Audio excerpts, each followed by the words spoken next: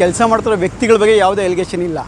But ನಮ್ಮದು ಒಂದೇ ಒಂದು ವಿಚಾರ ಏನು ಅಂದರೆ, ಗಾಡಿ ನಿಂತು 2 ತಿಂಗಳಾಗಿದೆ, ಸರ್ವೀಸ್ ಮಾಡೋಕ್ಕೆ ಅವ್ರಿಗೆ ಹೋಗ್ತೇ ಇಲ್ಲ. ಲೀಗಲೋ ಇಲ್ಲಿಗಲೋ ಓಡಿಸೋ ಗೊತ್ತಿಲ್ಲ, ನಾನು ಓಪನಾಗಿ ಹೇಳ್ತಾ ಇದ್ದೀನಿ. ಸರ್ವೀಸ್ ಕೊಡೋಕ್ಕೆ ಹೋಗ್ತಾ ಇಲ್ಲ ಅಂದಮೇಲೆ ಸೇಲ್ಸ್ ಏನಕ್ಕೆ ಮಾಡ್ತಾಯಿದ್ದಾರೆ? ಮಾಡಬಾರ್ದು. ನನ್ನ ಪಾಯಿಂಟ್ ಇಷ್ಟೇ, ಶೋರೂಮ್ ಬಾಗ್ಲಾಕಿ ಇಲ್ಲಿರೋ ಗಾಡಿನ ಝೀರೋ ಮಾಡಿ, ಸರ್ವೀಸ್ ಫಸ್ಟು ನೀವು ಕಸ್ಟಮರ್ಗೆ ಸರ್ವೀಸ್ ಕೊಡಿ, ಅದಾದಮೇಲೆ ನೀವು ಸೇಲ್ಸ್ ಮಾಡಿ. 2 ತಿಂಗಳು ನಿಂತಿದೆ ಸರ್, ನಾನು 2 ತಿಂಗಳು EMI ಕಟ್ಟಿದ್ದೀನಿ. ಆ 2 ತಿಂಗಳು EMI ನನಗೇನಾದರೂ ನಾನು ಪೇ ಮಾಡಿಲ್ಲ ಅಂದರೆ ನನ್ನ ಮನೆ ಹತ್ರ ಯಾರು ಬರ್ತಾಯಿದ್ರು?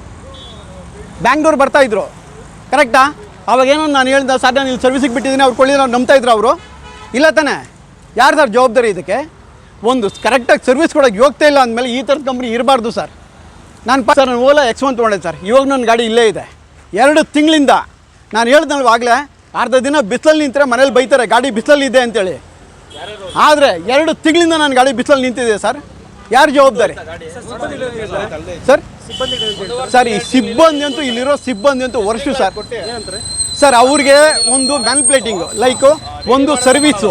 ಅವರು ಇವ್ರು ಕೇಳಿದ್ರೆ ಅವ್ರನ್ನ ಹೇಳಿ, ಅವ್ರು ಕೇಳಿದ್ರೆ ಇವ್ರನ್ನ ಕೇಳಿ. ಸೇಲ್ಸ್ವರೆಗೆ ಸರ್ವಿಸ್ ಬಗ್ಗೆ ಗೊತ್ತಿಲ್ಲ, ಸರ್ವಿಸ್ನವ್ರಿಗೆ ಸೇಲ್ಸ್ ಬಗ್ಗೆ ಗೊತ್ತಿಲ್ಲ.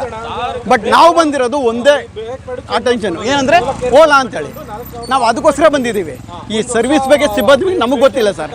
ಅದನ್ನು ಇಂಟಿಗ್ರೇಟ್ ಮಾಡಬೇಕಾಗಿರೋದು ಯಾವುದು ಅವ್ರ ಕಂಪ್ನಿಯವರು. ಅವ್ರು ಅದನ್ನು ಪ್ರಾಪರಾಗಿ ಕೊಡಲಿಲ್ಲ ಅಂದರೆ ಇಲ್ಲಿ ಫೇಲ್ಯೂರ್ ಬಂದು ಓಲಾ ಕಂಪ್ನಿನೇ.